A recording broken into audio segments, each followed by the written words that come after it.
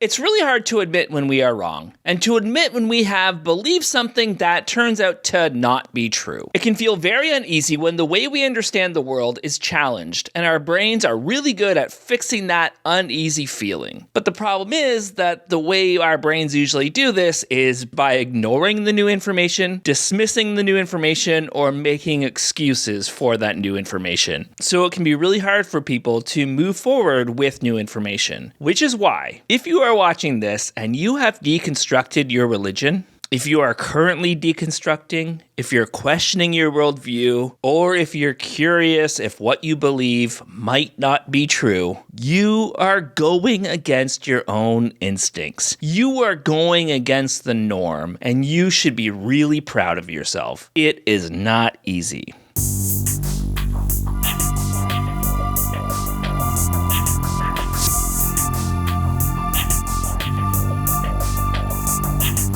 Oh, hey, sorry, I was just reading about oyster farming in this really cool book that I got from Hungry Minds. Really great artwork, really cool paper, really neat ideas about how to make bread, or how to make cheese and curd, or beer, or bicycles, or how to make an airplane, or how to make a dirigible, or so many other things, and it's all stuff you're going to need when you're restarting your civilization, because it is the book, The Ultimate Guide to Rebuilding Civilization. Really cool artwork. I'm just going to pick a random page here, and you'll see how fantastic this medieval style is. And here we have waste management, how to deal with waste, but in this amazing medieval style and cool engineering. It's a great coffee table book. You just put it on your coffee table. Your friends come over and they pick it up. They talk about it. You look through it all the time. You're constantly going to be looking at it. You're constantly going to be paging through. It's just going to be the coolest book you own, and it's going to be a great conversation starter.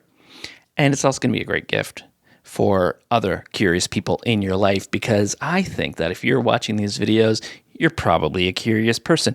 If you're concerned about the truth, you're probably a curious person, and this book is going to help scratching that curious itch that you have, and you're going to learn stuff. There's a quest in it. If you go through the pages, there's a hidden quest throughout the book, so that's a neat activity.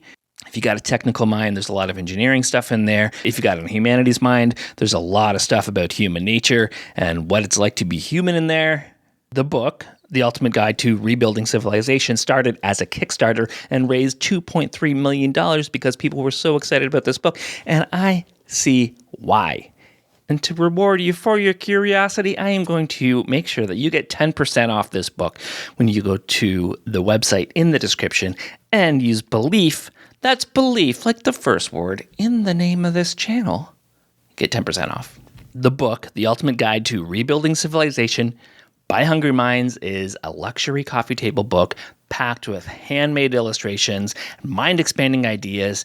If you're into unique gifts, premium books, or just love going down rabbit holes, yeah, this one's for you.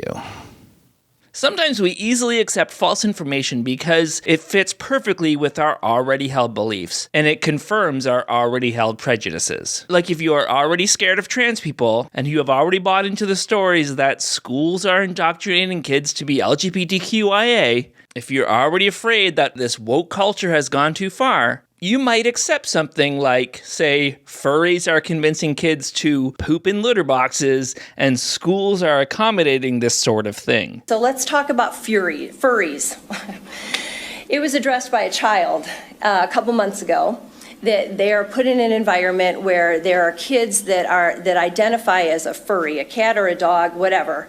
And so yesterday I heard that at least one of our schools in our town has in one of the unisex bathrooms, a litter box for the kids that identify as cats. Why are we telling elementary kids that they get to choose their gender this way? Why do they have litter boxes in some of the school districts so kids can pee in them because they identify as a furry? I'm going to speak as a grandfather, and there's something that's happening in my area and several other schools I didn't know about until just this week. I've never heard this term. At first I heard Furbies. No, it's furries. And that's kids being counseled in school and accepted to act like cats and dogs and be identified as such. There's one school in my area that has a litter box in the school. This is being allowed by the experts. I want this bill to pass because I'm not a satisfied grandfather about what's happened in my schools in some areas. Thank you. This concern. Unfortunately, I'm hearing this in my rural districts where maybe schools are not fully disclosing that they are allowing children who identify as snakes, cats, whatever, they're providing litter boxes. So I thank you, Representative Littleton, for addressing that growing crisis. These people run campaigns. These people get elected into office while also believing and preaching something that is totally made up. All they would have to do to show that they are right is to show one school that has now or has ever had a litter box in the bathroom or in the classroom for kids to use. But every single time it's, my brother Freddie told me it happened to a friend of a distant cousin of a cousin of ours. And for so many people, when they are shown the data that this is not happening, they dismiss it. They see it as fake news. It's seen as someone trying to cover up the truth. It's seen as someone who doesn't know what they're talking about. They just need to do their research. And this is all because it fit into what they already believed. So they are so willing to accept it. And this has been happening for so long. Communists were taking over Hollywood. Witches were putting curses on crops. Black men were trying to corrupt white women. Gay teachers were targeting students. Schools are teaching critical race theory. Satanic cults are recruiting your children through the records they buy and the games they play. So as usual, because I'm a former evangelical Christian, I am going to talk about evangelical Christianity here. And some people are going to say that I was picking easy targets, and some people are going to say that my arguments were bad, or that I didn't debunk their arguments, and that's fine, because that's not what I'm trying to do in this video. This video is not about trying to disprove Christianity, trying to convince people who believe in God that there is no God. I want to focus on those of us who have left or are in the process of deconstructing or are questioning things. I want to talk about us, the way we used to shove the square peg in the round hole, the way we used to make opposing ideas sync together in our minds, the way we used to dismiss evidence that doesn't align with the way we already believe. The topic of this video, how do I know for certain, for a fact, that God exists? Well, the same way that everybody on the planet knows that God exists, including all the atheists who claim that they don't know that God exists. Oh, never mind. I guess I do know that a God exists. My bad. Hey, everybody, thank you so much for making it this far. If you know someone who may benefit from it, send it their way. Work. Just kidding. I know for a fact that they know that God exists. We know that God exists, not just me, but you watching this video. Even if you claim that you don't know God, we all know that God exists. And not just any God, not the Muslim God or the Jewish God or the Hindu God or the Mormon God. Help me, Jesus! Help me, Jewish God! Help me, Allah! Ah! Help me, Tom Cruise! Everybody knows that the Christian God is the one true God. Everyone knows that. I mean, that's just life. And we all know this by the same mechanism. God himself told us. No, he didn't. And if he did, he needs to speak up. If he had, I would still be a Christian. Because when I first started to question my faith, I really wanted it to be true. I really wanted to keep believing. I really wanted God to be the truth. I did not want to lose my religion. I did not want to lose my community. I did not want people I loved thinking that I was going to hell. I desperately wanted to hold on to what I believed. At that point in my life, if God proved himself to me, I would not have rejected that proof. But I got to the point where I just wanted the truth, even if that truth hurt.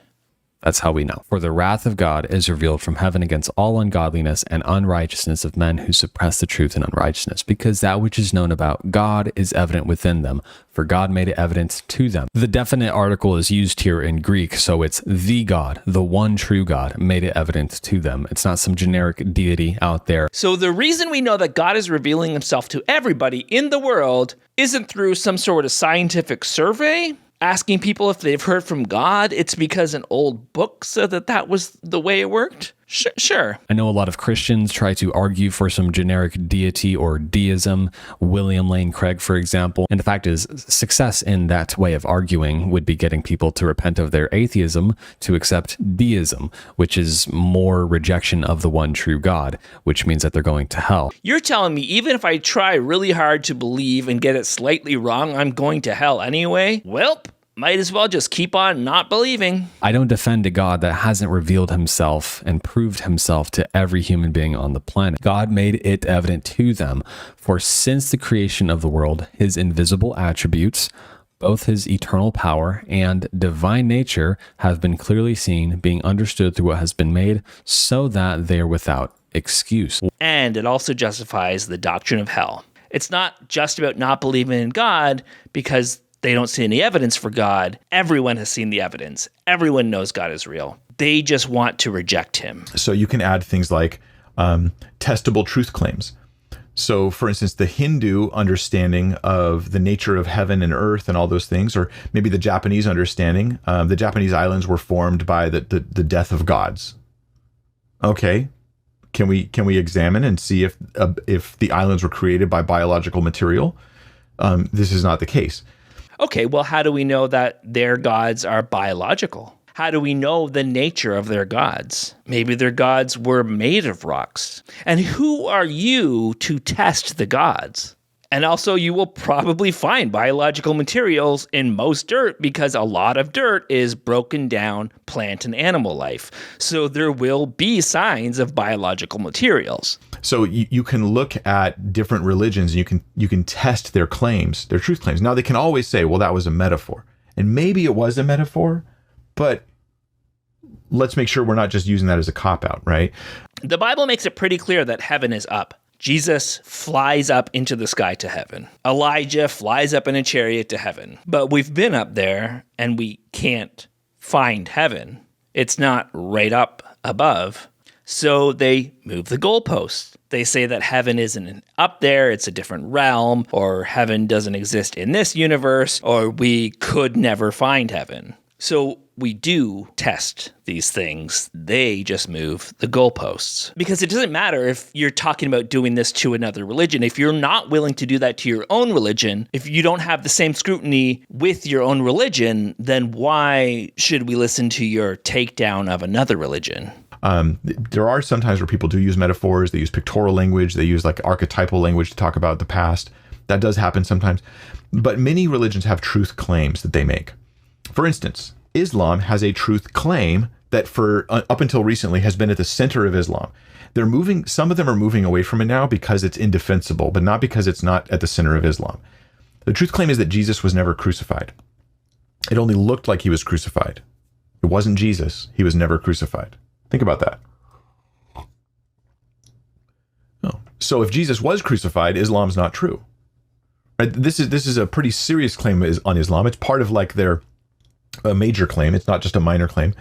But the Muslim claim is that he was raised up to heaven and that somebody took his place in the crucifixion. Somebody who looked like him was crucified. So even if there was an abundant amount of evidence that Jesus was crucified, which I disagree with him that there is, a guy who looked just like him was crucified according to their beliefs. So how does that contradict all this evidence you say exists? If he was a Muslim and he was arguing for it and somebody said, oh, but there's all this evidence about the crucifixion, his stance would be to argue that you can't for sure say he was crucified because we know that somebody who looked just like him was crucified in his place. These claims can be proven false. It's been claimed historically on Islam. They've claimed that Muhammad himself was prophesied in the Bible, in the Old Testament, that it prophesies about Muhammad.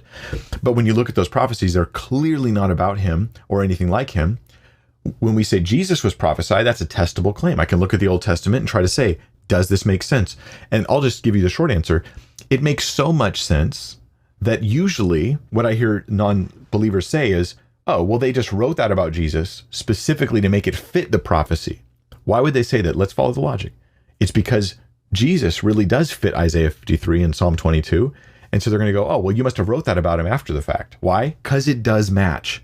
Psalm 22, which was never meant to be a prophecy, and they decided later it was a prophecy, had a man being pierced in his hands and feet. Crucifixions didn't have piercings in the hands, but they adjusted the Jesus story so that it did. So we can at least acknowledge it matches. And then we can ask a new question.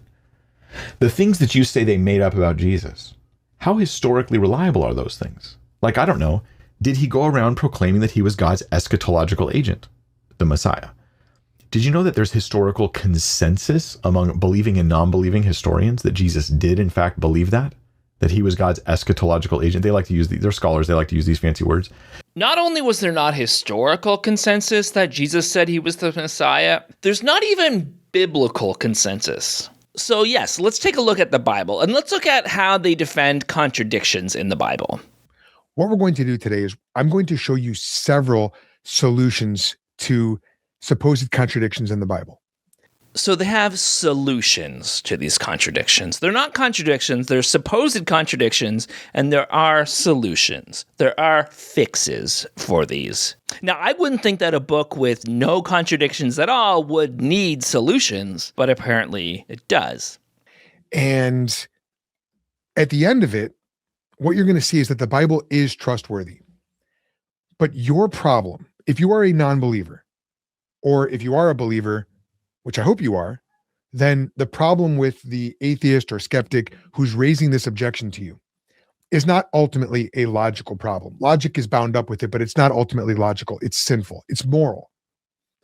So it's not that there are contradictions in the Bible, it's that people like me are sinful and immoral.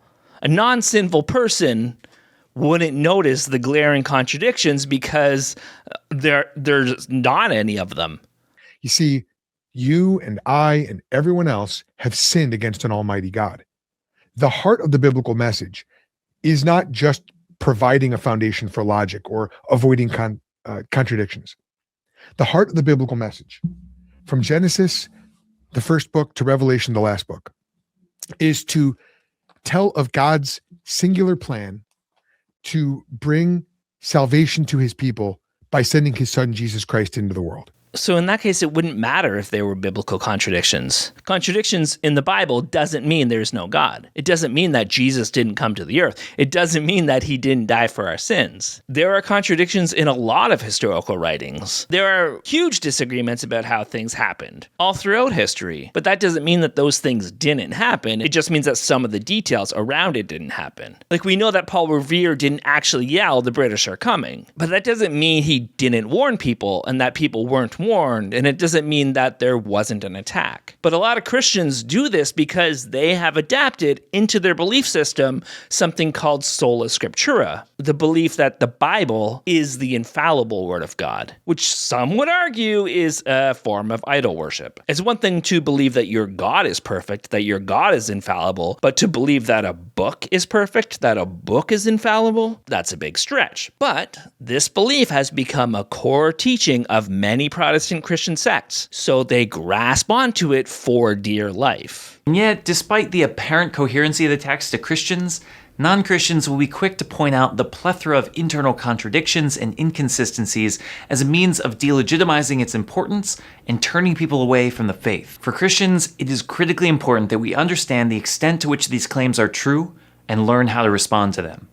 This is Catholicism in Focus. Now, obviously, he's Catholic, and they don't necessarily believe in sola scriptura, so he's going to come at it from a different angle. And his whole thing throughout the rest of his video here is that, yeah, there are contradictions, but that doesn't mean that God's not real. But it's interesting that he automatically says that pointing out contradictions in the Bible is about delegitimizing it and turning people away from their faith. Does the Bible have contradictions? Let's face it, if you're a Christian and you've read the Bible carefully, or you've had conversations online or in person with a non-believer, you've certainly heard the challenge that the Bible has contradictions.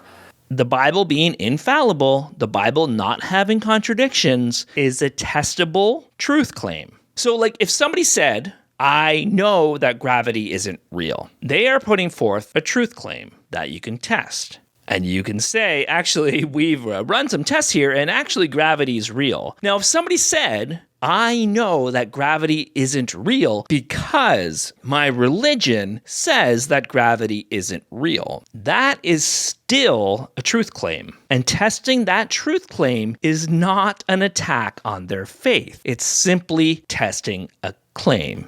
Well, anytime I hear some challenge against the Bible, I always ask myself, what would follow if this challenge were true?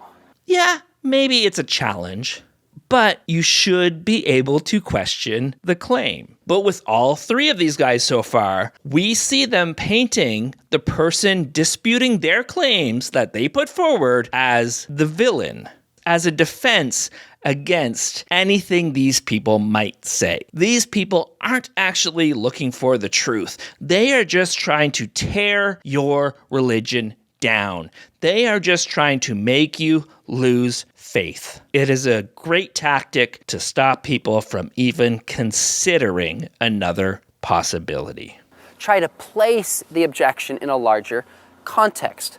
So let me ask you a question. If there were contradictions in the Bible, would it mean that Jesus didn't rise from the grave? The answer is no. If there were contradictions in the Bible, would it mean that Jesus didn't take on human flesh and isn't God in human flesh, that the incarnation is false? The answer is no. Would it mean that all of Christianity were false? No. If somebody is claiming that there are no contradictions in this book, and I say, yeah, but here are some contradictions, the correct response isn't to say, well, it doesn't matter to the rest of my faith anyway. That's just a deflection. That's just another common tactic when confronted with something that challenges your already held beliefs. Now, does that mean the charge of contradictions isn't a serious one? No, it doesn't. We got to take it seriously. But let's think through what would even follow if there were such a thing as contradictions. Now, with that said, I don't believe there's contradictions in the Bible. Why not? Of course he doesn't. So why the whole preamble about whether or not that makes Christianity true or not? Because it is already part of his belief system that the Bible is infallible, and to him, that's part of what makes Christianity true, and that's a core part of his faith. So as much as he's playing off that it doesn't actually matter if you grant this one thing, it does really matter to him. And so much still rests on this idea. He knows that it's a domino effect. He can't actually admit that there are any contradictions or errors because his world is dependent on it. He's a professional Christian speaker. His career is dependent on it. His community is probably dependent on it. His relationships are dependent on it. So it's not a matter of whether or not there are contradictions in the Bible, because there can't be contradictions in the Bible. For contradictions to be a thing, you must have two statements that violate in conjunction with one another, the second law of logic, which is the law of non-contradiction. The law of non-contradiction says that it says A is not A. And that what that principle means is that a statement cannot be both true and false in the same sense and at the same time. That is one of the three laws of logic. The laws of logic are the law of identity, the law of non-contradiction, the law of excluded middle. Okay, so he's stating the rules of logic in order to set himself up as an authority here, in order to seem like he is the smartest person in the room, that he is smarter than the people who disagree with him. Then he turns around and takes a giant dump on all those laws of logic. They have certain attributes. These laws are immutable, meaning they are unchangeable. They are universal. They apply everywhere. They're absolute. There are no exceptions to them. They are immaterial. They're not made of matter. They are mental or conceptual, meaning they're not physical, but they are propositions that exist within minds. And they have threeness. There are three laws of logic, and each of them is equally ultimate to the others. The three entail one another. None of that is right. Yeah. But can you imagine if it was? They're also necessary, which means that they exist in all possible worlds. Now, I also don't think that you can know the rules of logic are true for all possible worlds, because we can't know how all possible worlds would work. I just don't think our brains can do that, because with all possibilities, that's a lot of possibilities. For conceptual rules, whether you call them descriptive or normative, it doesn't really matter because they're both, to exist in all possible worlds and to have threeness and to be conceptual. They don't have to have threeness. Threeness isn't even really a thing. Threeness just means there's three things. There are three rules in this example, the three fundamental laws of logic, but that doesn't mean that these are the only laws of logic that exist or the only rules of logic that exist, the only things that people talk about when they talk about logic. That doesn't mean that there has to be a threeness. That's such a big stretch. To be immaterial, they must exist within a mind that also has those same properties that can therefore account for these laws of logic. They don't have to exist in a mind at all. Logic is our way of explaining the things around us. But if those three laws exist, they would still exist if we weren't around to observe it. We just wouldn't be talking about it. We just wouldn't be thinking about it. The mind must take logical precedence to the laws of logic. The laws of logic must be grounded in such a mind. Well, the Christian God meets those qualifications. The Christian God is triune, so he's three in one. Just because both things have three of something doesn't mean they are the same. Three's Company wasn't Charlie's Angels just because both of them had three main characters. That's a really up-to-date reference, Trevor. Good job. He is immaterial. God is spirit. He is omnipresent. He is unchanging. He is necessary. Furthermore, I didn't mention this, but the God of the Bible reveals himself to us. And the laws of logic are not invented by human beings. They're not mere conventions, but they are rather discovered by us. And the God of the Bible reveals truth to us such that we can discover it. What all this means is that for the laws of logic to be grounded ontologically or metaphysically, meaning grounded in reality, God must be their metaphysical grounding. I agree that they weren't invented by human beings, that they were discovered by human beings, but that doesn't mean that it was invented by a mind. It's just that this is how the world works, and we came along and we looked at it. We came along when you wrote it down. But he believes in the supernatural. He believes in God, and that does challenge these laws of logic. If you believe in the Trinity, you believe that one can be three, which defies the law of identity. If you believe that Jesus was fully God and fully human, you believe in contradictions. If you believe that the atonement of Christ means that you deserve hell but are also spotless before Christ, that defies the law of an excluded middle. You can't use the laws of logic if you believe in things that defy logic. And there is no other triune, omnipresent, universally necessary God in any religion that actually fits the bill. The bill that he created. So I believe this is a Texas sharpshooter fallacy. He shot a bullet, then he walked up to where that bullet hole was, and he drew a target around it and said, "Hey, look, I have perfect aim." Who has also self-revealed himself in self-authenticating ways in the Bible. Just to cover all the bases there. And then therefore, the way that God has revealed himself is twofold. In general revelation, which is available to everyone, that's how we know about the laws of logic, his attributes, and special revelation, which we call Holy Scripture, the 66 books of the Old and New Testament. And so ontologically, the laws of logic are grounded in God. Epistemologically, meaning with regard to knowledge, we know about the laws of logic because we know about God based on what he has revealed to us. So it is therefore impossible that God's revelation would have contradictions. Just as God's general revelation cannot have contradictions, two contradictory statements can't both be true in the same sense and at the same time, so God's special revelation also can't have contradictions. So the logical conclusion then is that this book cannot be a revelation from God if it has contradictions. And it definitely has contradictions. So therefore, we can conclude that it is not a revelation from God. Or here's what all this means. I'm going to just break this down, put this on the very bottom shelf. Okay, so if you didn't understand anything that I just said, like after my introduction, let me explain what the heck I'm talking about. The Bible is revealed by God. If the Bible had contradictions, it doesn't, but if it had true contradictions, that would mean that the Bible, in what it reveals about God, is false. The biblical worldview, the biblical conception of reality would be false. If the biblical worldview is what gives us our basis for logic. It's why logic matters. It's why we know logic matters.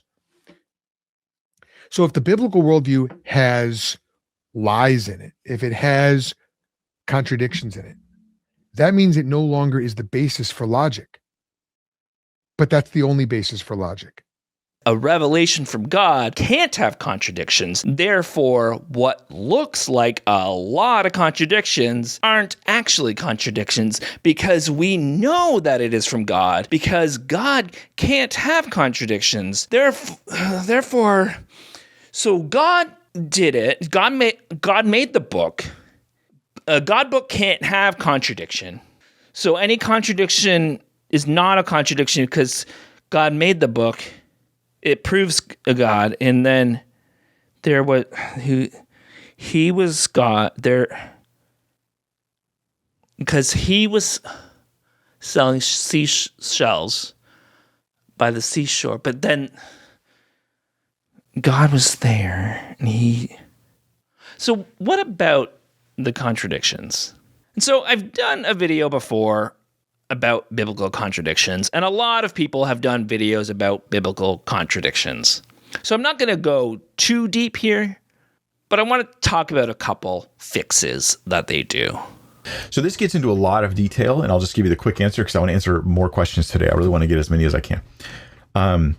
Matthew and Luke both give different genealogies of Jesus. They both mention Joseph, but I think that one of them is mentioning Joseph as his literal biological ancestry, and the other one is mentioning Joseph as the married into ancestry. So when it says Joseph, when it talks about Joseph's dad in one of the genealogies, it's actually Mary's dad. So yes, on the surface, that explanation doesn't make any sense at all, obviously.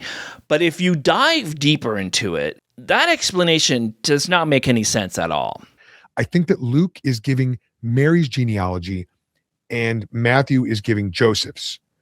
All that has to be true is that one of them is giving Mary's and one of them is giving Joseph's. But the thing is, this is just one of many, many explanations about why these genealogies are different. If two brothers dwell together and one dies childless, his brother is to take his widow as his wife, and the first son born to them shall be his brother's legal heir, so that his name shall not be blotted out of Israel. So basically, if a man dies childless, his widow is to marry his living brother, and the first son born to them will carry on the name of the deceased husband, even though the living brother is the biological father. Thus, the child legally is to be the son of the dead brother. If this is what happened, it means Matthew is correct when he says Jacob begot Joseph, while Luke is correct when he records he was the son of Heli. In other words, lists the official line of Davidic kings, not Jesus' actual descendants. His point would be to show what's the legitimate line of kings and that David or that Joseph is related to that line. Luke, on the other hand, would be giving us Joseph's actual physical descendants. A third solution is actually a variety of other proposals that try to explain how Joseph could have had two fathers. It's nice for baby to have two daddies who love each other. And so two genealogies. Some, for example, suggest that Mary had no brothers to carry on her father's name at her marriage. So Heli adopted Joseph as his own son. This would then give Joseph two genealogies, his own genealogies and Mary's genealogy. Eusebius records that Jacob and Heli were half-brothers of the same mother. So to give a visual, this means Mathan married a woman and had Jacob, but later died. So since he already had a son to carry on his name, his widow was free to remarry whoever, and thus she married Mathat, with a different genealogy of that of her first son Jacob, and then she bore Heli. Therefore Jacob and Heli were half-brothers by the same mother. When they grew up, Heli married a woman, but died childless, and then Jacob became her husband, fulfilling the law of Deuteronomy 25:5. And the first son born to them was Joseph, who became the legal son of Heli. but by nature the son of Jacob. Thus Jacob fathered Joseph, but legally was the son of Heli, and neither genealogy makes an error in what it records. Jacob begot Joseph, but Joseph was the son of Heli. So there are two completely cogent ways to resolve this supposed contradiction, and since both are entirely possible, this Bible contradiction can be addressed and resolved. So they start with the contradiction, two different genealogies, then they work at finding solutions. A lot of people end up in different places, but they all agree that no, this isn't a contradiction. And you're thinking, oh, but Trevor, there's so many explanations then, so one of them must be true. Let's talk about Occam's razor for a second. If you are met with multiple answers, the simplest explanation is usually the right answer. What's more likely? These Rube Goldberg machine explanations, or at least one of the writers, probably both, made up a genealogy. Because it's not like they're actually looking at the text. It's not like they're actually looking at history and trying to figure out the truth about what happened. They're just coming up with explanations. They're just fan theories. Other times you have to look at the language and even do some research.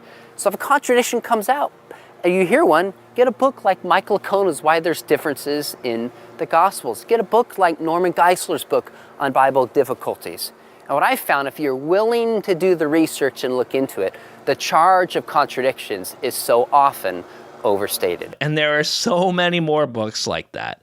Why would a book with no contradictions need book after book, YouTube video after YouTube video, talking about why those contradictions aren't actually contradictions? The Constitution, Romeo and Juliet, the Bible. Ever heard of them? Well, they were all typed on computer keyboards. Wait, what? I love the movie Back to the Future. When I was 5 years old, in 1986, we were staying at a campground in Prince Edward Island. The campground had a little movie theater that was free for people staying there. One day, me and my siblings were playing, and I ran into the movie theater, and I saw about 5 minutes of Back to the Future. And I remember thinking it was the coolest thing I had ever seen in my life. And from that day on, I was obsessed. I know that Back to the Future is full of plot holes. I know that there are a ton of in-world inconsistencies, but I don't care. I can't stand when somebody points out a plot hole and says that that makes a movie a bad movie. Because all I care about is, did I enjoy myself while I was watching it? The Bible isn't necessarily a bad book. It's definitely not something we should live our lives by, but it's a good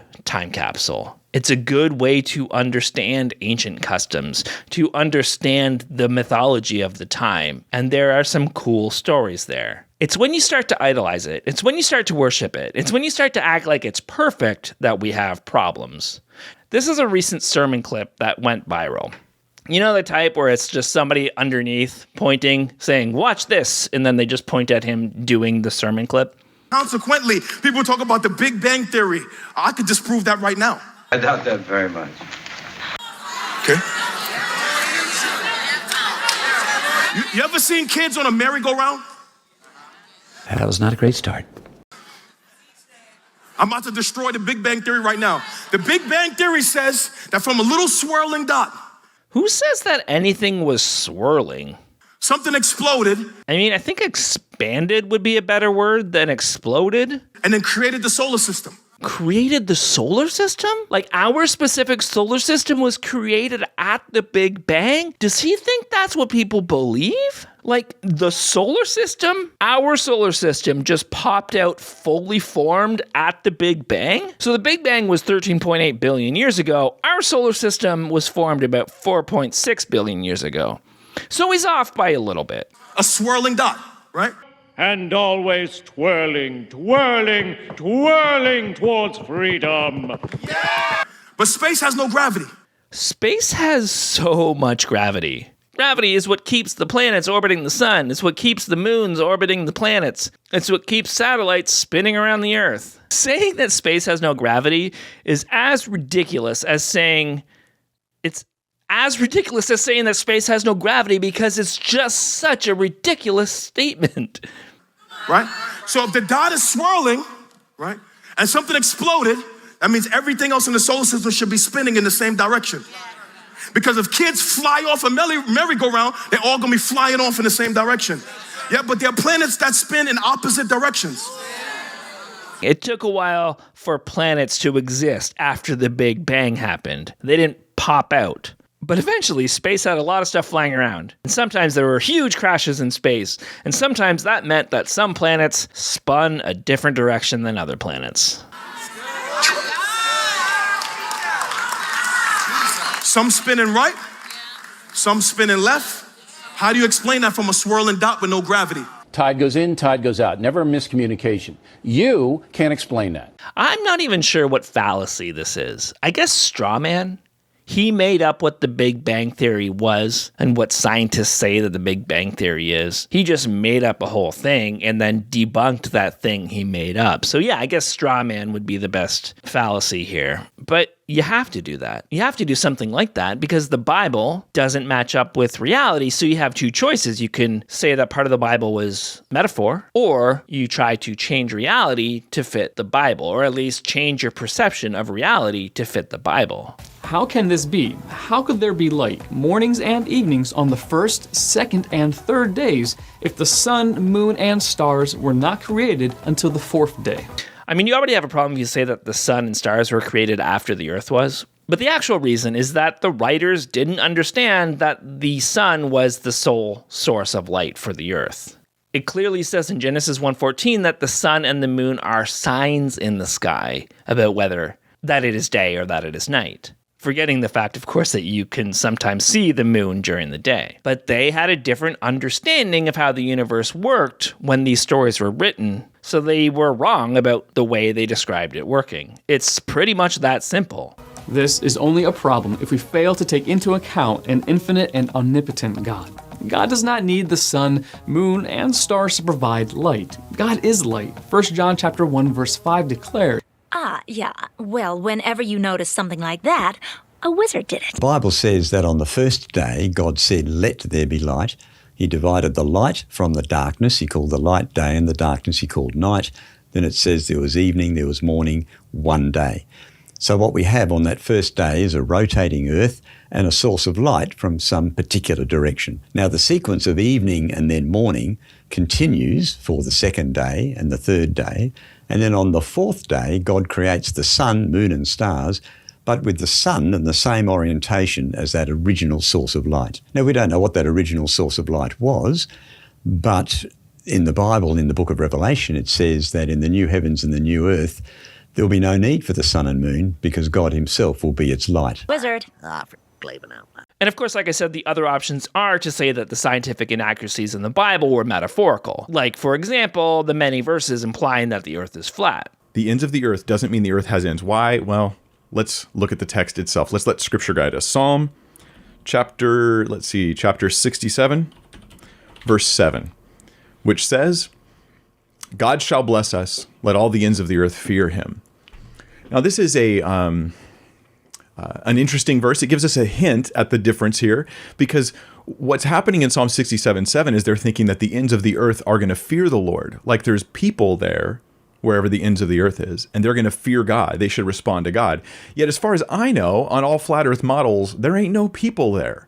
Right? These are uninhabited lands or uninhabited ice. It's a giant ice wall, and you can't get there. That's the idea. So because modern flat earth models are different than the model the writer of the Bible would have had, that's how we know that it's just a metaphor? You could also ascertain from this that they're not really saying that there are people at the end of the earth, but they're talking about people from here to the end of the earth. Like from where I am now to the end of the earth, all the people in between. If I say all the people from Toronto to the Atlantic Ocean, I'm not saying that there are people living in the ocean. And so already we've got a problem, because here the text of scripture seems to indicate that there is people there. But it gets way more clear than this if we read on. I mean, after I show you these verses, you will realize you cannot say the ends of the earth is talking about physical edges on what we would think of as the planet Earth. Absolutely not. It's impossible to do. Isaiah, so you can look at different religions and you can test their claims, their truth claims. Now they can always say, well, that was a metaphor. And maybe it was a metaphor, but let's make sure we're not just using that as a cop-out, right? And then it says, for the pillars of the earth are the Lord's, and on them he has set the world. The idea here is that The pillars are the leading human beings in the world, and God will exalt whoever he wants, including the poor, to rule in those places. And King David is an example of this. And maybe it was a metaphor, but let's make sure we're not just using that as a cop-out, right? But then, of course, there are other people who will just say, no, the earth is flat. Day 2 of creation often gets overlooked because of, well, the false heliocentric globe Earth model that has been pushed on us for several centuries. I'd like to spend some time discussing what took place on Day 2 and hopefully provide you with a better picture as to what exactly was created and why it's imperative to understand as a believer in the gospel of the kingdom of God. All the scientists for the last few thousand years are just lying liars who lie. Because when you get to this point, when you're so bought in, reality is optional. We get to pick and choose what we accept. Reality is a buffet. I believe in, I believe in microevolution. I believe that there are real evolutionary processes. Evolution isn't something you believe or don't believe in. It's just the way it works. You can ignore it. You can say you don't believe it, but that doesn't affect it happening. I'm skeptical about what's called universal common descent, the idea that all living forms have evolved from one single common ancestor. That's not what it means to be skeptical. A skeptic would say there has been no research on this topic yet, and people are claiming it as fact. Let's look into that. A skeptic would say, but all the scientific research shows that this so-called cure doesn't actually do anything, so let's spread the word about this misinformation. Skepticism isn't saying that this doesn't make sense to me personally, so I don't believe it. Skepticism isn't saying that this doesn't fit my worldview, so I'm not accepting it. Evolution happens. It is happening. It has been happening. It's just a fact. A well-documented, proven fact of life. You're allowed to reject that fact, but it's still gonna be a fact. But the thing is, if you say, okay, I'm a Christian, but I believe in evolution, which a lot of people do, it also causes more problems. I believed in evolution the last few years that I was a Christian. But at one point, I realized that if evolution is real, which again it is, that means that there weren't two first humans, because we evolve in groups, we don't evolve individually. That means that Adam and Eve did not exist, which means that the fall did not happen, which means that Jesus being the second Adam doesn't make any sense, which means that his atonement on the cross doesn't make any sense in context of the Bible. So some people, the way they work through this is they deny reality. When you do compromise like that, you introduce millions and millions of years of whatever's happening before Adam and Eve are even created. And the Bible says they came on the sixth day of creation.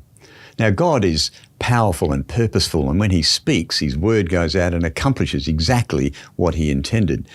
So his purpose in creating the universe was to make a home for man, who has been made in his image, the Bible tells us. So it makes no sense at all to have this universe sort of randomly pottering along for billions of years before God finally gets around to creating mankind in his image. Saying you believe in microevolution, but not macroevolution, is like saying I believe a person can take a step, but I don't believe that a person can walk to the end of the block. The small steps just add up to the walk. Each step is part of that walk. There's no such thing as micro or macroevolution. There is just evolution. Denying it is as bad as being a flat earther. It's just denying reality so you don't have to admit you were wrong. One way to do this is to try to draw out the implications of evolution. So this is true. I've heard many skeptics say evolution means that we don't need a God, or string theory. If vibrating strings are really the source of all the matter and everything we see in the universe, then we don't need a God. Or the multiverse theory, that if you trace back the origin of the universe to there being just multiple universes, there's so many universes that surely enough, some of them are going to have the perfect situation for life, that this means we don't need a God. All of these arguments make the same flaw, is they have an artificial stopping point for their explanatory power. I don't need to explain where the strings come from, or I don't need to explain where the multiple universes come from, these infinite universes. Nobody has to explain anything. We like to have explanations, but we don't have to know how everything works in order to survive. Knowing how the universe got here is not needed for survival at this point. We like to know. We're very curious people, and we want to know how things work, but nobody has to. We wanted to know, we didn't know, so we created myths. That thunder, that was Thor. Love, that's Cupid's arrow. But as civilization grew, we began to get answers that were actually based in reality, and we didn't need to rely on myth as much. The Earth was no longer on the back of a turtle, it's a floating ball in space. We know the sun isn't a flaming chariot roaring through the sky, it's a ball of plasma with nuclear fusion. And we rotate around it, not the other way around. And every new discovery knocks an old myth away. Every new discovery knocks an old understanding away. If we were happy to just have an answer for the sake of having an answer, we would have never moved past myth.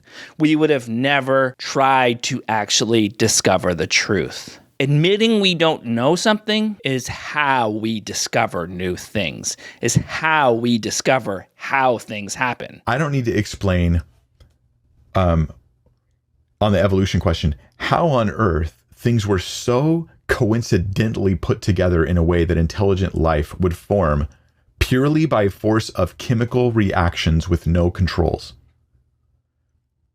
That's a big leap. Like, you know what is a big leap? That it was actually the character from that book, the one who was mad that they were building a tower because he didn't want people to have too much power and there was nothing they couldn't do if they all worked together. So he got mad and made them talk different languages, even though we actually know now how languages evolved. That it was the guy who accidentally let a talking snake trick his people. That it's the guy who got really mad and flooded the earth. That is the guy who got really mad and firebombed a city. That guy is the one holding everything together. That guy is behind everything. To me, that's a pretty big leap. No, we don't know everything. But saying you have the answer and having the answer are not the same thing. The house here is talking about your way of thinking, your philosophy, everything. We as Christians are building on the rock. What the rock is cooking. That is God's word. Ask us any question about anything, we have sufficient answer to it. An answer that satisfies him, that makes him close his ears to the truth because his answer is all he needs. And he thinks other people should listen to his answer and they should stop questioning things and they should stop discovering things because he's already got all the answers. And we should all join him, and we should also shut out reality. We can account for literally everything. So attack us with rivers and winds and all these arguments from other places. We're going to still stand. There are absolutely no contradictions within the Christian worldview. I'm Amy Santiago, and I have something to say. I think you're wrong. Jason Lyle gave an analogy like this. How do we know who the best boxer is? Well, he goes up and fights someone, knocks him out in the first round, knocks another guy out in the first round, and again and again and again, and then he's 50-0. How do we know he's the best boxer? It's because he's the best. He's beating everyone else. Now, a lot of people will say, hey, that's circular. Yes, it is. It's just obvious. It's self-evident, though. People can come along, like a lot of atheists do, and say, oh, well, someday some guy's going to come along and beat this guy. Someday, somehow, we're going to be able to explain how life came to be, how the Big Bang happened with whatever. All right. That's not an argument, though, okay? That guy has beaten everyone else. You don't have any arguments against Christianity. You just don't. Okay, well, let's take his analogy for a minute and talk about how it actually applies to Christianity. Because it's not like they did a series of tests to figure out that Christianity was right. It's more like, in this analogy, they're just picking who the best boxer in the world is. They're just saying this guy Jeff is. And then you have a tournament that's not over yet, so they haven't named a victor yet. And they're saying we don't even need to do this tournament because we already figured out that Jeff is the best boxer in the world. So why even do this tournament? Jeff isn't the best answer, especially if we don't even know that Jeff exists. But you know what? I'm okay with not knowing everything, and I'm really happy that even when I thought I did know it all, and I knew how the universe was created, I knew how we got here, and I knew how life started, and I knew that God had all the answers, and even things we didn't know, God was going to tell us someday. I'm glad that I took the time to question things. And as hard as it was at the beginning, I'm glad that I ended up on this side of it. I'm glad that I can now look at the world in a more objective way, still working on it. And guess what? You did that too. If you're deconstructing, if you've deconstructed, you've done it. You've gotten past one of the biggest hurdles, something that human beings aren't very good at doing. You did it. You were able to admit that you were wrong, and that's pretty darn cool. I would even say that's pretty damn cool. Give yourself a round of applause. You should be proud of yourself. And if you are still a believer and you missed my earlier disclaimers and you think that I'm a bad person and I'm attacking your faith, if you are angry with me right now, if you think I'm a moron right now, if you're ready to go into the comments and make a scathing comment, or even if you already have left that comment, probably a comment with a lot of laughing emojis for some reason. I don't understand that. You're so angry, but you're going to leave a bunch of laughing emojis. Anyways, I challenge you to look at yourself and look at where those feelings are coming from. Why do you want to punch me in the face right now? Why are you typing those insults about my appearance or my intelligence? What is causing those feelings? Could it be a defense mechanism? Are you afraid to look at the truth claims in your own belief system? Take some time, reflect. It is okay to be wrong, and it's okay to admit you were wrong. The rest of you, again, be proud of yourself. This was probably not an easy journey for you. You probably had a lot of hurdles along the way, and those of you who are still going through this journey, you are probably going to have some more hurdles along the way. But you're doing a good job. You're on the right path, and if you're not, you can adjust the path. Have a good night. Have a good day. Treat yourself to some ice cream. You deserve it. Hey, everybody, thank you so much for making it this far. If you know someone who may benefit from it, send it their way.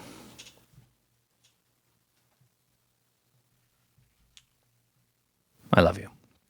Work, work, work, Sky Moon. So what are you thinking about? Treats or something? Are you like hoping to get treats or something? Is that what's going on here? Trevor, stop recording. I need treats.